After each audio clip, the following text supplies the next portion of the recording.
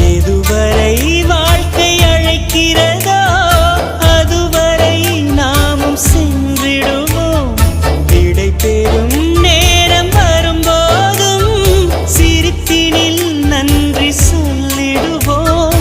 பரவசம், இந்த பரவசம் எந்நாளும் நெஞ்சில் தீராமல் எங்கே வா